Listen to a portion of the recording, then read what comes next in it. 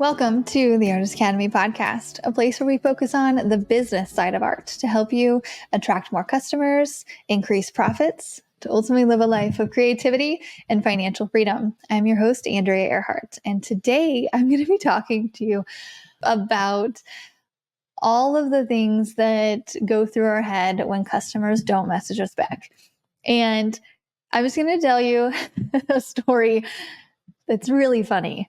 It really is, about something that happened to me recently, just a couple days ago, which spurred this. So let me just figure out how to start here. So I went to an event and it was hosted by this girl. And this girl, so I'm on a mission to make friends who basically fit in this like certain box. Like I'm looking for like toddler moms or like boss babes or somewhere in there. And this girl hosted this event and I was like, she just seems so cool. And she's from where I am. And we've met before, but we hadn't hung out in years. And she messaged me the next day after the event was over, and she asked how I liked it, whatever. And I was like, yeah, it was really great. And I was like, by the way, if you're ever in Springfield for a certain length of time, which is like where I'm from, I'd love to hang out. And she never responded. And I was like, okay, that's weird. But I knew she was traveling that day. And so I just didn't think about it much. And then the next day came around and I was like, she never messaged me back. That's weird because we have an event scheduled with her in a couple months. And this is like, maybe I asked her to hang out. Like maybe she was just being friendly with me because she wants me to come to her events and she doesn't want to actually hang out for some reason. I was like, that's weird. And then another day went by. And I was like, oh, wow, she intentionally ignored my text. Now it's going to be really awkward at the event because she doesn't want to hang out with me. And now she doesn't want to tell me. And I wonder why. And so my brain just starts going into this spiral. And I was like, oh, I know what it is. I told myself in my head, completely made up this whole story that I knew was true about, I know that we have a mutual friend, sort of. I assume that they're friends anyway. I'm pretty sure. And this girl came to a 4th of July event and just had a bad experience. Not necessarily, like I didn't necessarily like make her mad, but she just had a bad experience there for like a couple different reasons that I don't want to say. And then it was just like, we're fine. But it was like, I don't know that she's going to come to a 4th of July thing again. And anyway, and so I was like, oh no, she told this event girl about that. And now she thinks less of me. She doesn't want to hang out with me. She thinks that all this stuff. And I was like, oh no, they're probably telling other people. And I was like, oh God. And I feel like when I was in college and even, especially in my 20s, right? I felt like I wasn't living a life like most people were here. So I was super ambitious. I would always go to work. Like I was trying to make my own way with my own businesses, but I also partied really hard. I loved going out. I loved just meeting new people and just doing all this stuff. But I feel like in an area where most people get married and have kids really young and settle down and whatever, like I wasn't doing that. And so I felt very judged in many different instances of people would just talk and whatever. And I was like, no, I'm a hard worker. Like I'm making this happen, but like you can do both and all the things. But I kind of created a hard shell out for a while. And I was like, whatever, like I'm just going to do my own thing. But lately, like I've kind of fallen into got married, had kids, like I'm like in that now Missouri bubble thing. So I feel like I don't get that judgment a lot anymore. And so when this came up, I was like, my hard shell is long gone. And I haven't had to worry about that much anymore. But in this, I was like, oh no, like she's going to tell that there was drinking around the kids. And it was just like, I was like, oh no, like I just felt that like judgment again. And it was like, yeah. And so I plugged into an audiobook. It was called the Let Them Theory by Mel Robbins. And it just talks about a lot of relationships and all the things. And I had kind of let it go. So I text her on Monday And then it was Friday and I had slowly let it go. And I was like, okay, like on Friday, I wasn't thinking about it at all. I was like, okay, whatever. And I actually messaged a neighbor that lives right up the road and she has little kids. And I was like, you know what? She has a really good vibe. I'm going to message her. So I was like back on the like, okay, hi, if you ever want to get the kids together, I'd love to hang out. I need more mom friends this year. Like I was going to a next one. I'm like, I'm shooting my shot with this other girl, whatever. Don't care anymore.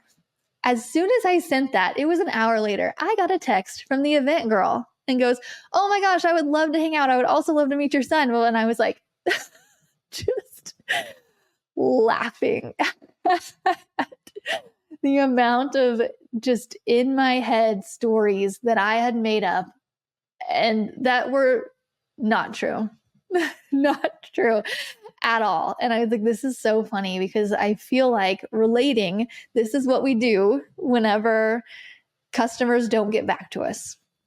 Like I've had a customer this year, I messaged them about no, you know what? They messaged me first and I gave them a quote. They said they weren't ready. And so I texted them because we were texting about a month later or two. I was like, hey, you said you wanted to do it in December. Like, are you guys ready? The text says red. She left me on red and didn't say anything. And I was like, okay, whatever. And it's so funny though, because in business, I have a hard shell about this. Don't care, right? Like, okay, if somebody doesn't message me back, but in personal life, I'm like, is everything okay? But turns out some people just don't have their shit together when it comes to texting people back on time. And I give like a 24-hour, like sometimes people are busy. I'll give them 24 hours to respond. But it's like when that 24-hour mark hits, I'm like, oh God, I did something bad. Oh no, they don't like me because they probably talked to this other person and they don't like me. Like, or maybe they do, I don't know, but it's like, spiral, right? But in business, I don't as much have that. And I was thinking about why. And I think it's because it's just happened so dang much. And sometimes there's a happy ending to it because sometimes people in business, I message them and then I follow up, nothing. And then 5, 6, 7 months later, I've had a customer message me 5 years later saying, hey, we're ready to do the mural now. By the way, that 5-year customer messaged me again. I met with them again. They wanted designs. I said, hold on, I need a deposit. They're like, well, can you just design some stuff for us real quick? I was like, no, I did that 5 years ago and you guys didn't respond to me. I don't want to do work. Like, if you guys are super serious, just give me a deposit. And they're like, okay, we will. And then nothing. Messaged them twice, just asking about stuff. Nothing. And I was like, okay, whatever. It's just like kind of laughable at the moment, but I'm not ever like, oh, they hate my art. Oh, they think I'm too expensive. Oh, blah, blah, blah. It's like, oh no, they just don't need what I have right now. Or I might be too expensive, but I also know that my prices aren't ridiculous. I'm not asking 20 grand for a mural here in Missouri. Yeah. So the next time a customer messages you, maybe keep yourself from spiraling and be like, okay, nope. Hard shell. This is nothing bothers me in here because I know that it's whatever reason the person is not messaging me, emailing me, whatever back is not on me. It's on them.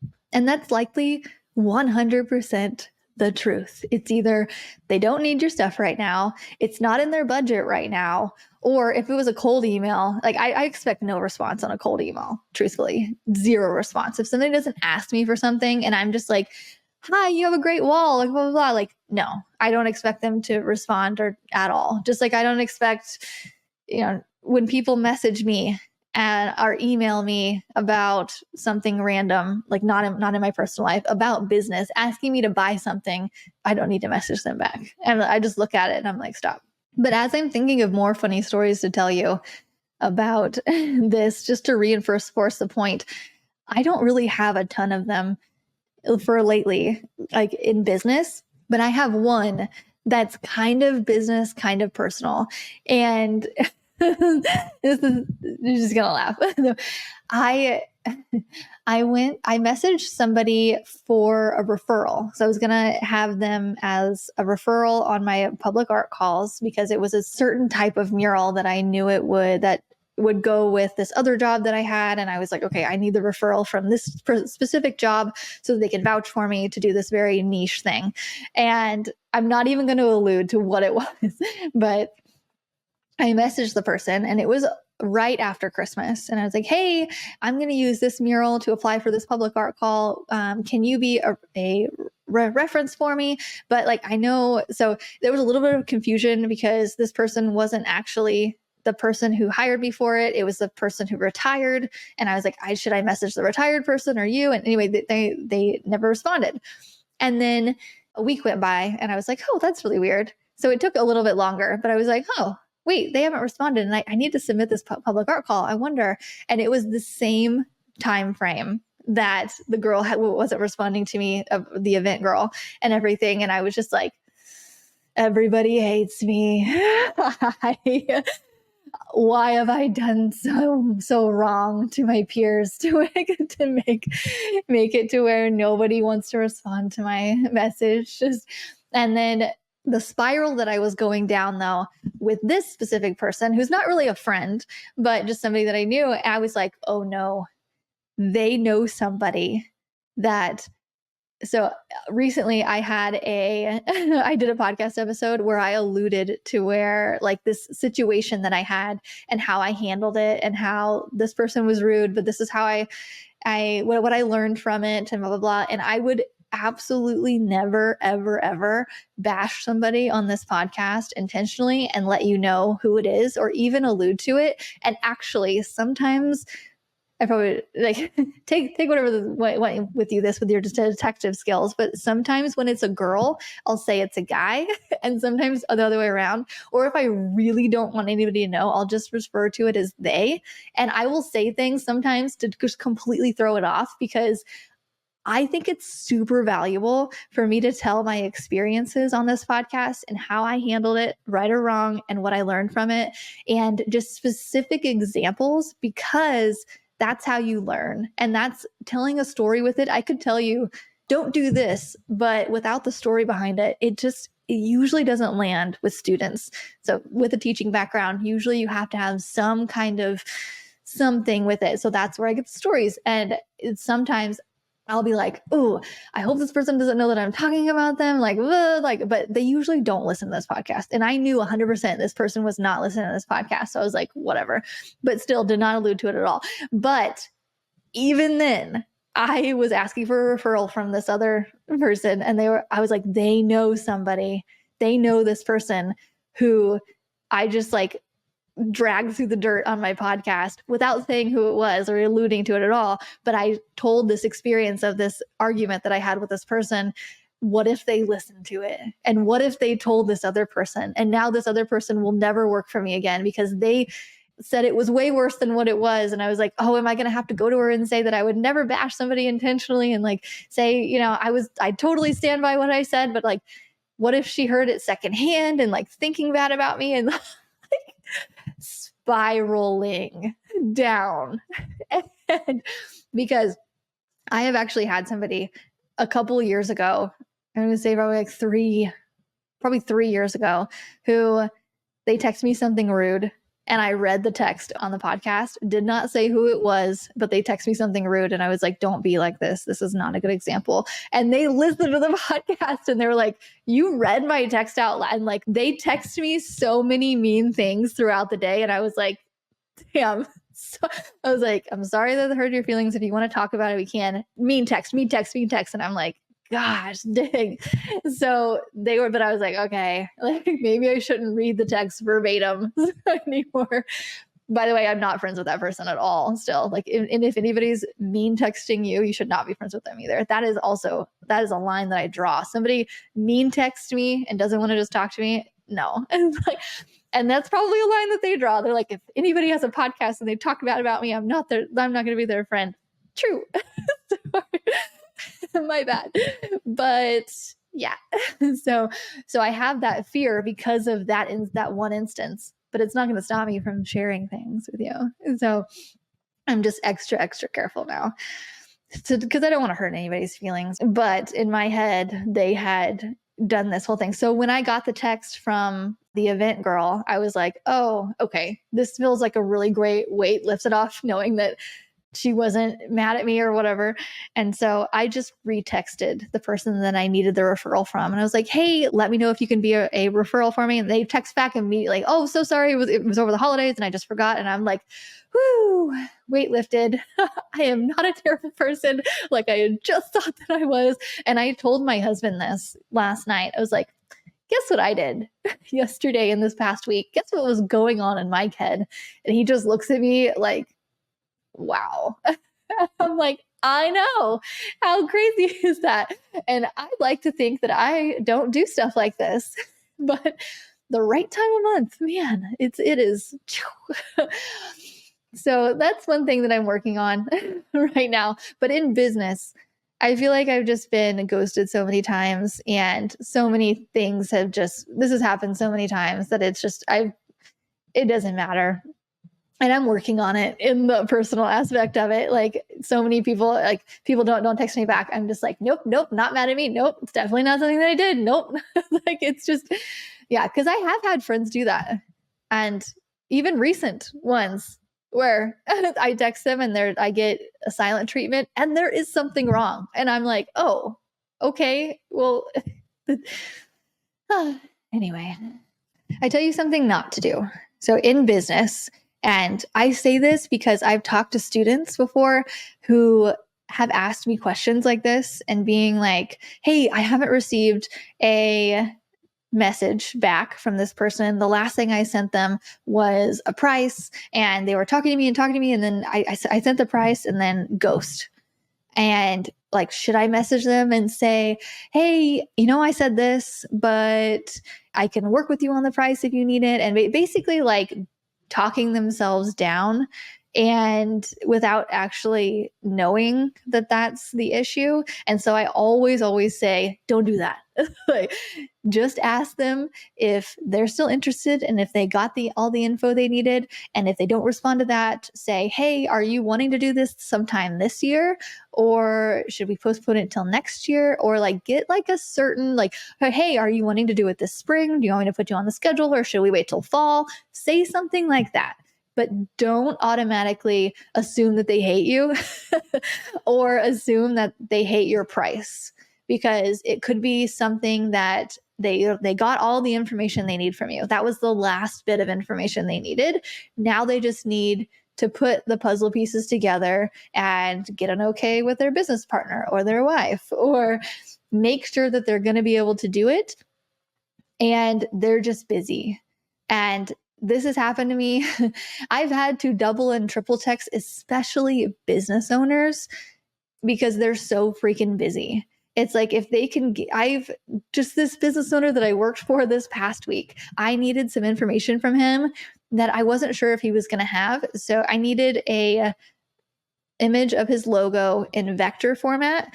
And I knew that was going to be something that he would have to ask around to get. And so I asked him for it, and I've asked him twice for it, no response.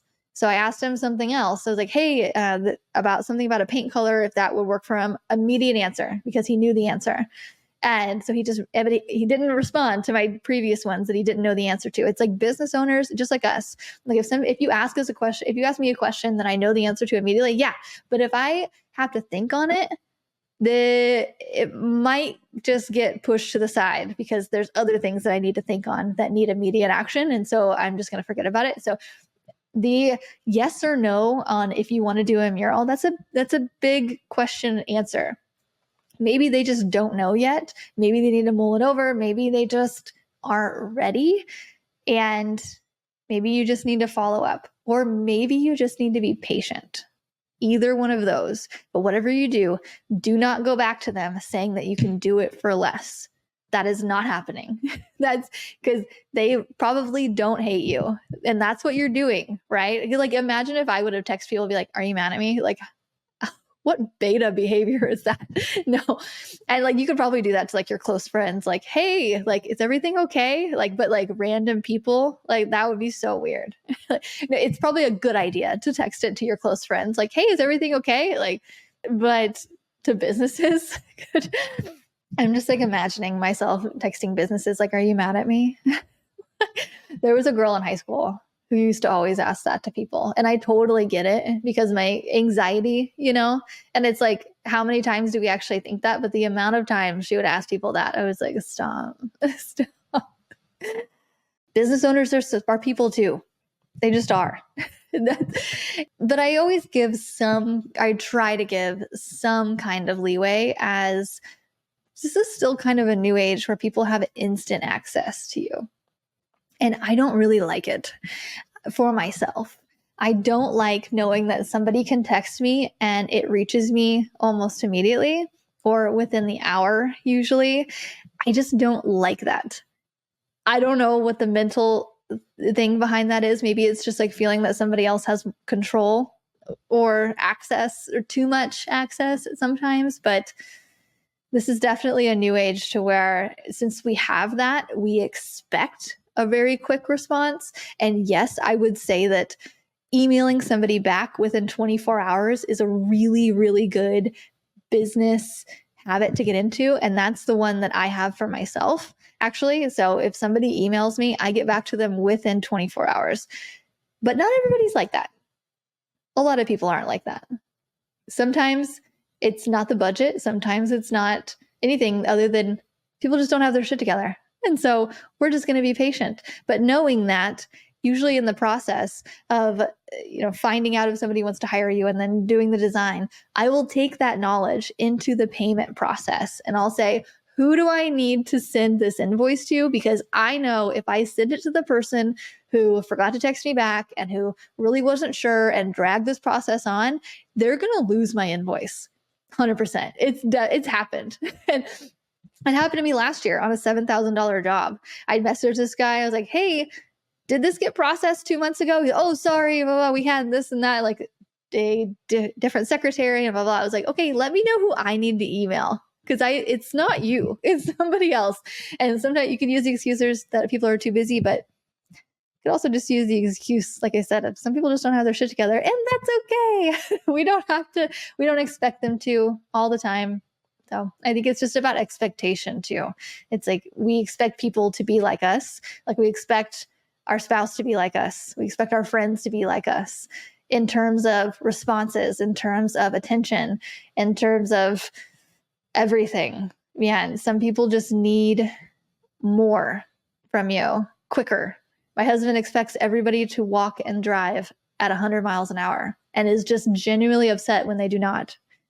And so maybe people, expecting them to be like you is not the best way to go about business. That's all I have to say today. Thanks for listening to another episode of the Artist Academy podcast. I so appreciate you tuning in every week, and I would also appreciate if you could do me a very small favor and possibly share this episode either on social media. You can tag me or even just write me a note in my DMs saying what you liked about the podcast, what you want to see more of, anything. I love getting any and every feedback, especially in the form of a review, 5 stars only. That's all we accept on Apple or Spotify. And just any kind of positive feedback whatsoever. It really makes everything worth it. Me sitting down to create this absolutely free podcast full of art and business content. And I also wanted to throw this out there that if you are not where you want to be currently in your art business, if you're stuck at a boring job that just sucks the creativity out of you and you don't have time to paint and you're wanting to go full time with some kind of way of painting or murals or something, anything other than where you're at, trust me, I know the feeling, and I know how much it can affect the rest of your life, and I know what's on the other side of it.